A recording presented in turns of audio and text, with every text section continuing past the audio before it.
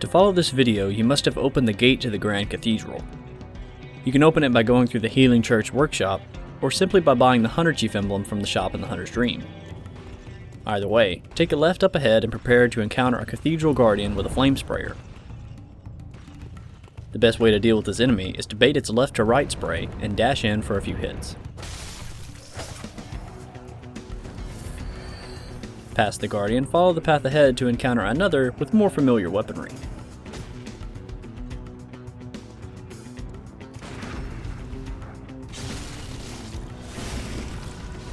Pick up some poison throwing knives and head down the stairs.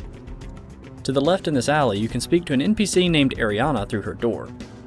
At first, she doesn't take you very seriously, but eventually you get the option of telling her of either Odin Chapel or Yosefka's clinic.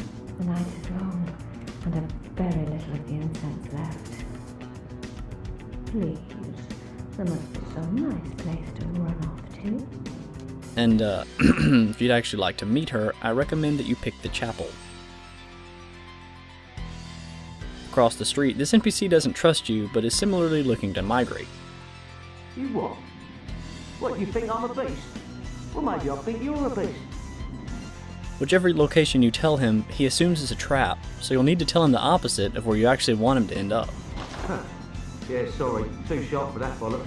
I know a superstition when I hear one. Outsiders, even their lies are predictable. Down the alleyway, you can find the black church set from a corpse behind a coffin, but watch out for the mobs that patrol the area.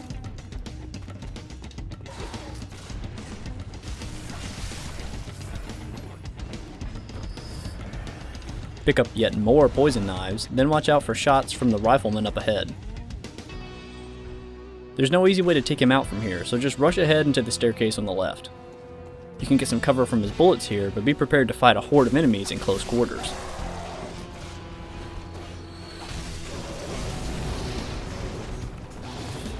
On the upper platform, you can find some blood vials on the ground and reap your sweet revenge on the marksman. Next comes a ladder, which eventually leads you to dropping onto the roof of a house. You can find some free bullets here, but keep an eye on the dog on the floor below. You have to drop down again to proceed, and we'd like to take it out in the process. Straight ahead lies the central courtyard. If this gate is closed for you, you can open it from a lever on the left. Madman's knowledge is strewn all about this place, and the only enemies are two cathedral giants that you can just as easily avoid. That's really all there is to the courtyard, so head back the way you came.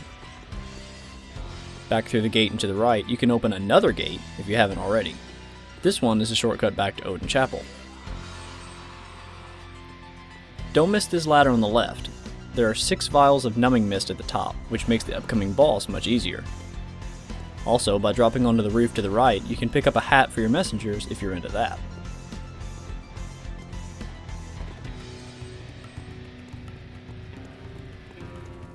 Now head up the narrow stairs opposite the Odin Chapel gate.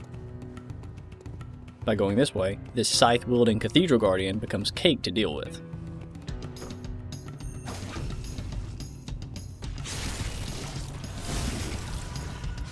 And while an extremely dangerous repeating pistol guardian spawns on the other side, more often than not he can be found on the platform below making friends with the wall. Up the stairs you'll encounter 2 Cathedral Guardians in black, with strange weapons that inflict a nasty new status called Frenzy. But don't worry, they're just as easy to parry as the ones in white. These large doors open into the Grand Cathedral, and into the boss fight with Vicar Amelia.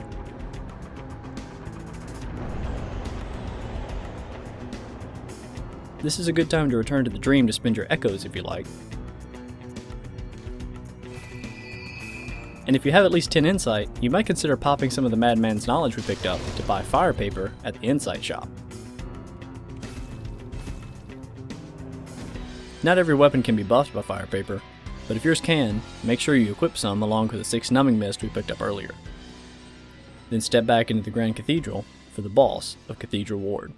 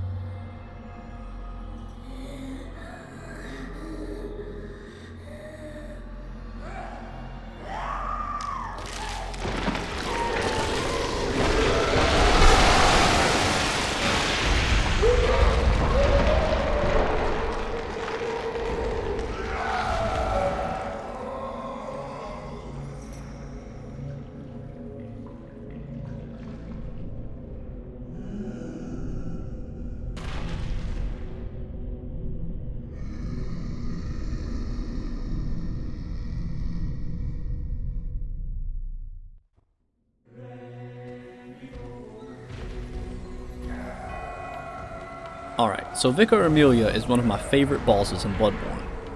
She's a transformed human like the cleric beast, and moves in a similar way to him. She seems a little slower than he was though, so that tells me I can be aggressive. Like all beasts, she also just so happens to have a weakness to fire. Doing enough damage to her hind legs has the chance to stagger her, opening up an opportunity for a visceral attack. Don't expect it, but be ready to follow through if the situation presents itself. Like any boss fight, anticipate and dodge through attacks to deal damage, and back off after receiving damage to heal. And don't be stingy with blood vials, your focus is on staying alive after all, not being thrifty. After losing enough health, Amelia will cross her palms over her chest and heal herself. This is your cue to throw the numbing mist. This locks down any attempt she makes to heal and maintains your hard work.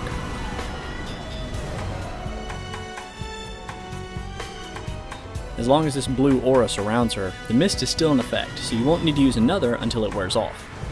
If you run out of mist, rushing in for an aggressive R1 spam while she heals can reduce the overall success of her regaining HP, but is less effective overall.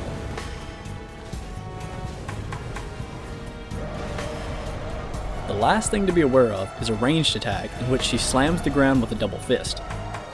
This sends out a cone-shaped shockwave in front of her that travels far, but is super easy to avoid. As soon as you see the double fist go over her head, simply dodge to the side of her. And if you stay close, she may never use the attack at all. After securing your kill, you'll obtain the gold pendant, which becomes a blood gemstone upon use. Light the new lamp and inspect the altar for a lore-heavy cutscene.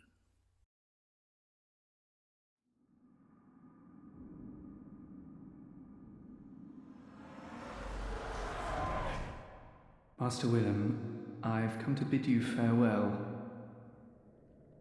Oh, I know. You think now to betray me. No, but you will never listen. I tell you, I will not forget our adage.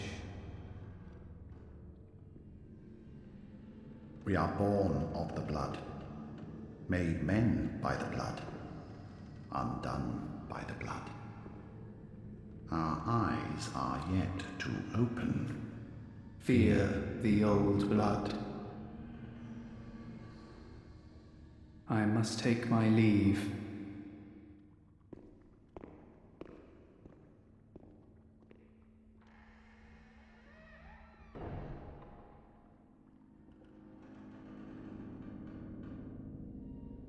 By the gods.